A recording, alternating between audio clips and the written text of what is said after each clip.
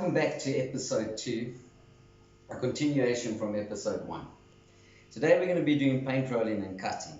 But before we do paint rolling and cutting, you'll notice when I put the crack filler in these holes, I hadn't sealed it off yet. And the way that we seal it off is with a plaster primer. So I have this plaster primer here from Metal Paints. It's a solvent-based plaster primer. In plaster primers, you get a solvent-based plaster primer and a water-based plaster primer. Obviously, with a water-based plaster primer, you'll clean your brushes and rollers with water, and with a solvent-based plaster primer, you'll clean it with mineral turps.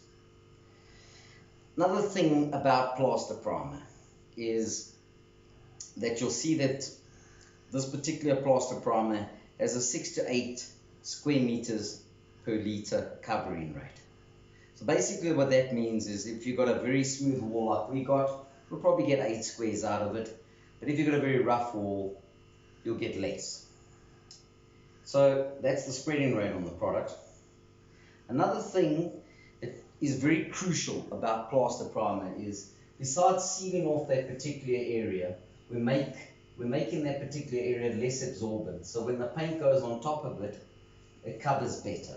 So plaster primer only ever goes on a brand new surface, either on a rhinolighted surface or a plastered surface or any cementitious brand new surface. So let's go ahead and use our plaster primer. So I'm just going to open this up.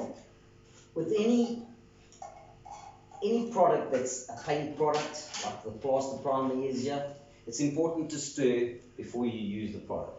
So we're just going to use our stirring stick here, give it a nice quick stir, get all those lumps from the bottom coming to the top, so that we have a nice smooth liquid. Alright.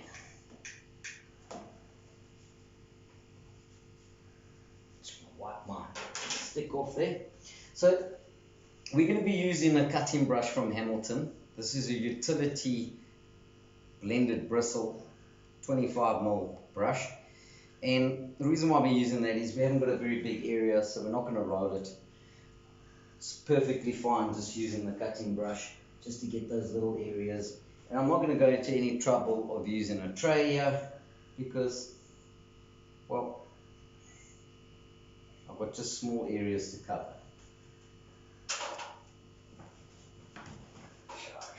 Move my ladder here.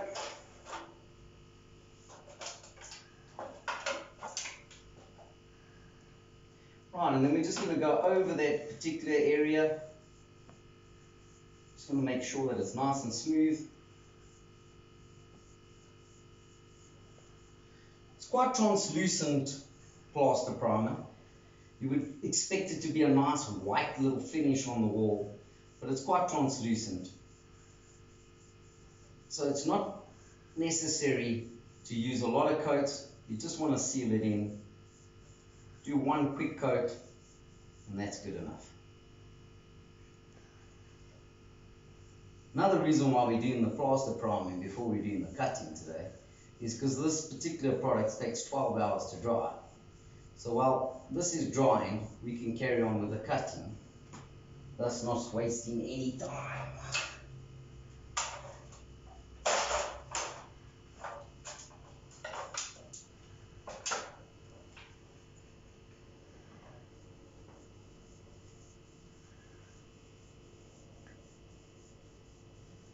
I'm not going to bore you any longer with this particular process. We've showed you now exactly how to do it.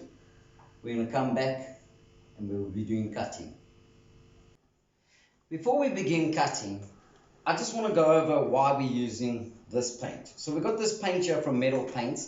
It's a 5-year acrylic PVA paint. It's water-based, which means we clean our brushes with water.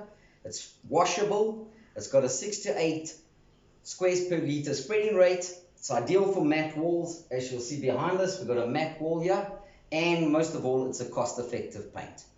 Tenants didn't want to spend a lot of money on painting because they're moving out, and Metal ticks all the boxes for us to use this product today. And now we're going to start cutting. So I've got this brush here from Hamilton. It's a utility blended bristle brush. It's a 50mm brush. It's ideal for trim work and cutting, and that's what we're doing today. So I'm going to go ahead and use this brush to do my cutting. So I've already gone ahead and stirred the painter and put it in a tray so I can start cutting already. Right. So some people use the paint tray. Sometimes it can be more complicated for a person because it's quite hard to level the paint tray and also get up on the ladder. If you feel more comfortable with a bucket or a smaller thing, you're more than welcome to do that. Before we do that, we just got to prepare the brush. So I'm going to just dip the brush in, and I'm just going to, you can just see there, move it along the front of the tray, basically getting all my bristles nice and wet so I can begin cutting nicely. You want to take that little bit of excess paint off. You want too much on the brush, but you don't want too little on the brush. Right, and we're going to start in this corner over here. The nice thing that we've got here is we've already gone and taped up, so we don't have to worry too much about going out of the lines. You'll see that I slightly arch the brush when doing cutting, and that allows the bristle to do all the work.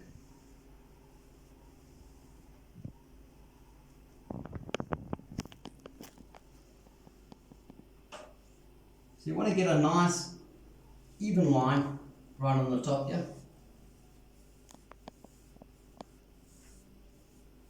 And just make sure that the excess paint that's on the bottom goes away.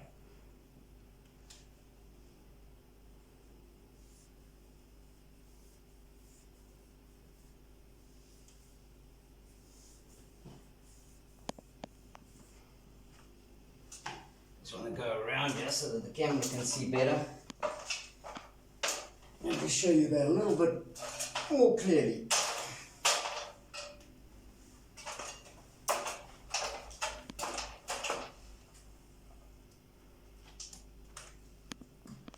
Right, so you slightly arch the brush and you just go along the wall.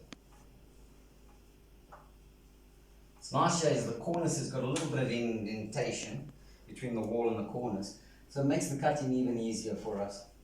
We can just go in that groove and get it all.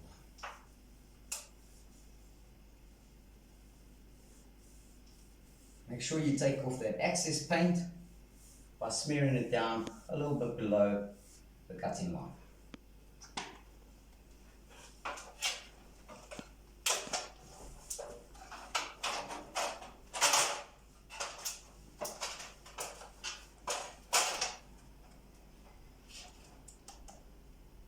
There's no real one way of cutting, whatever you feel more comfortable to do, but it's basically arching the brush, cutting along that line, and taking that excess paint off.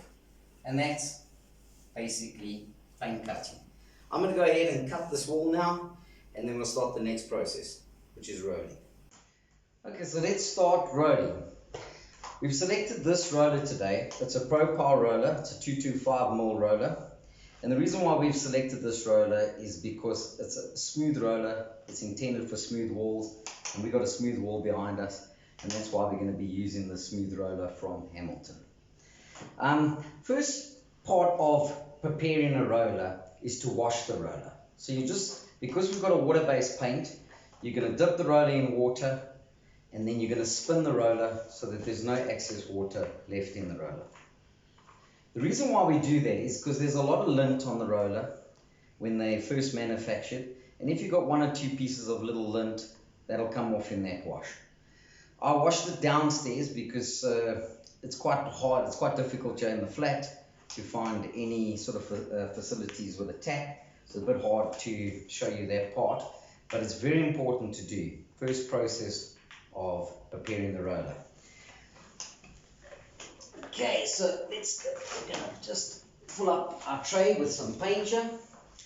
Another little helpful hint, which I forgot to mention, is I've stuck a little magnet on the back of the bucket, and that's super because it can actually hold your brush. You can just stick the metal part of the brush against the side of the can, and we might be needing that brush in case we've forgotten one or two places where we didn't cut.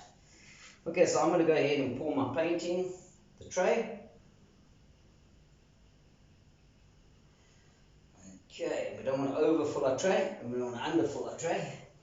I'm just going to put that one side. So when preparing a roller, you basically put the roller in the tray and then you move it back and forward. Very important to get the whole roller nice and submerged in the paint. You don't want too much paint on the roller, but you want to make sure that you move the roller up and down, thus preparing the roller. So that's what we mean by preparation of the roller. Just really a fancy word for saying move the roller back and forward on the tray so that you get the whole roller submerged in the paint. And then I'm going to be using my extension stick here because, as I always tell you, not born with height. And that's just super for me. And we're going to go ahead and paint. So it's important to take your tray and put it exactly where you're working with the roller. That's number one step, because you don't want to be going back and forth. And then basically we're going to just prepare our roller a little bit better here, even though we have done that on the floor. Make sure that the roller is nice and full of paint. So we're going to be doing quite a straightforward rolling today. And the reason why I say straightforward rolling is you don't want to be starting right in the corner. And that's very important, because the last thing you want to do is you get a little bit of a streak, and it's very hard to work that streak out in the corner. So you don't want to be starting in the corner. So what we're going to be doing is we're going to go a little bit away from the corner. Let's move that way, more that way. Right. So you don't want to go right in the corner. You see, here's the corner here. I'm going to go a little bit away, and I'm going to roll, not right to the top. I'll explain that now. Not right to the bottom. When I come up, I slightly go over my thing and down. Not right to the bottom. And up. And not right to the bottom. Okay. Now that the roller is a little bit drier, I'm going to come back. I'm going to show you that now. Now I'm going to go right to the top. Right to the bottom. Right to the top. Right to the bottom. Right to the top. Right to the bottom. Right to the top. Right to the bottom. I'm just going to turn my roller around just to get that corner again. Right to the top. Right to the bottom. So now I'm going to explain that reason. So what we basically needed to do was blend the paint. So we first put the paint on the wall, and then we came back and blended it. You notice that I didn't go to the top and I didn't go right to the bottom until the second stroke. And the reason for that is because you don't want your roller being too wet, and then you get too much paint on the top and it makes an ugly streak. So you don't want that. So we're going to show you that again.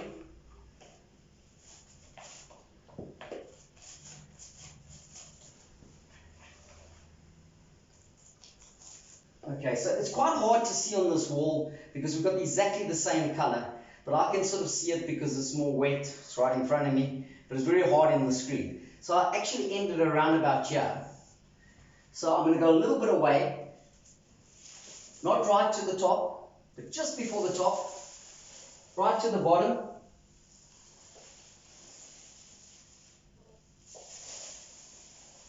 Not right to the top, not right to the bottom. And then when my roller is a little bit less wet, I'm going to go right to the top, right to the bottom, right to the top, right to the bottom, right to the top, right to the bottom, right to the top. And so we blended the wall. Do that one more time.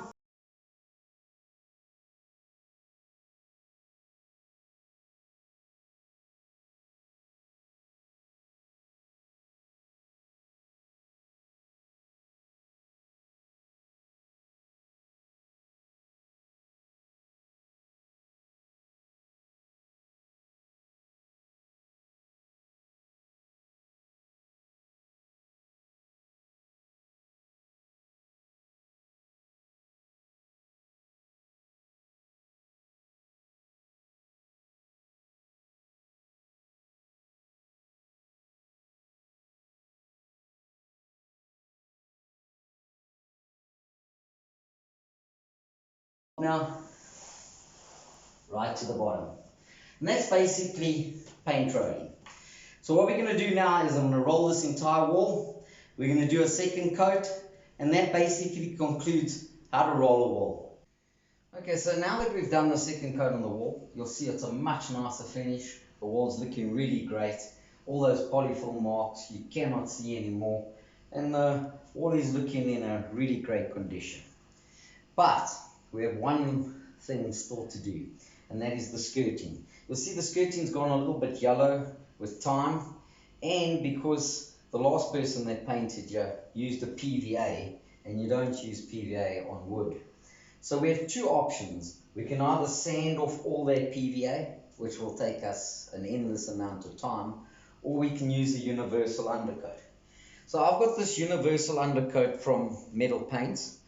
It's got an 8 squares per litre spreading rate, and I always call universal undercoat the sandwich. And the reason why I call it the sandwich is because it can go, if you've got a PVA wall and you want to paint it enamel, you paint the universal undercoat on, and then you can go back to PVA.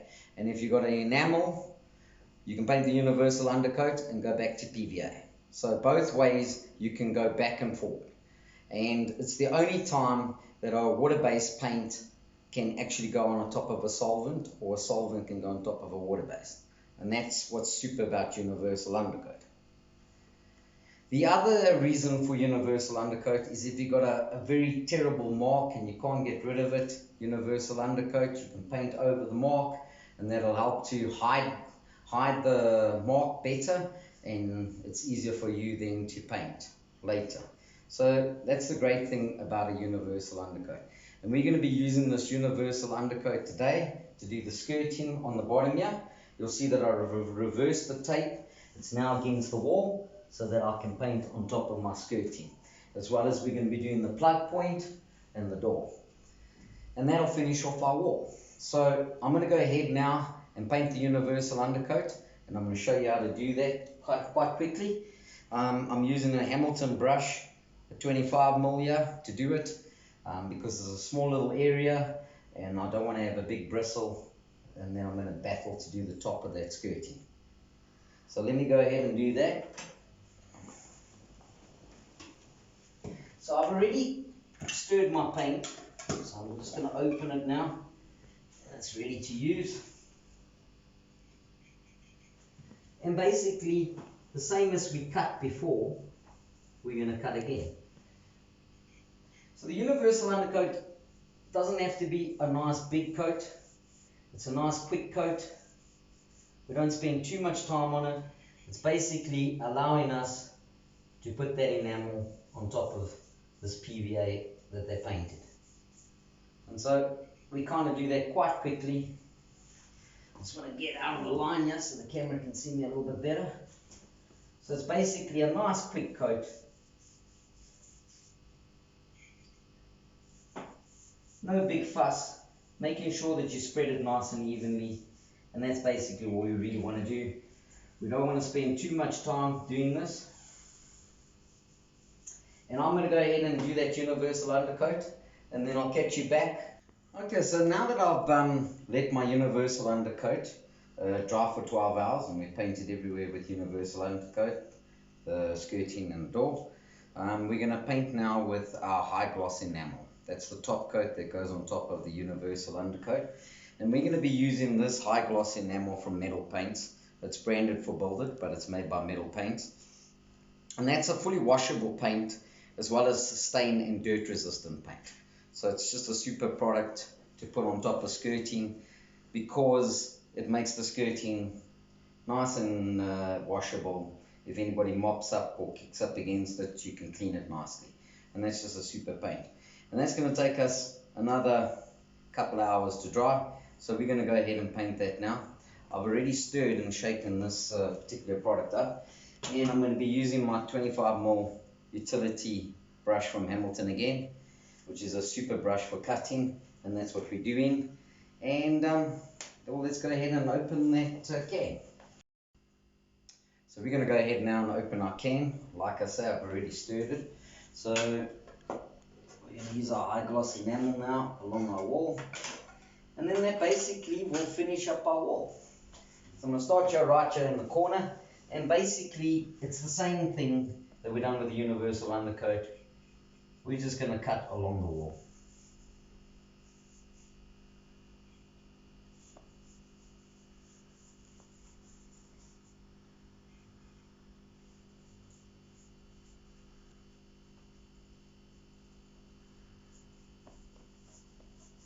We've still got our masking tape there from when we done the universal undercoat. So no need to masking tape again. This is where we want it. So I'm going to go ahead now and cut all this high gloss enamel, and then I'm going to come back to you. We're going to take off the masking tape, roll up our matting, and show you a before and after picture. So that concludes episode 2, paint rolling and cutting. You'll see that we've got a lovely smooth wall now. The skirting's done, the cutting's done, the rolling's done, and it's just first class. And it's so important to do it this way. The reason for that is you cannot patch. If we were to patch this wall, we would have seen where our marks are on the wall. Instead, we went corner to corner, and that's how you paint. Corner to corner, you can never ever see the difference, and that's what makes it super. Thank you very much for watching this episode, and please like us on Facebook.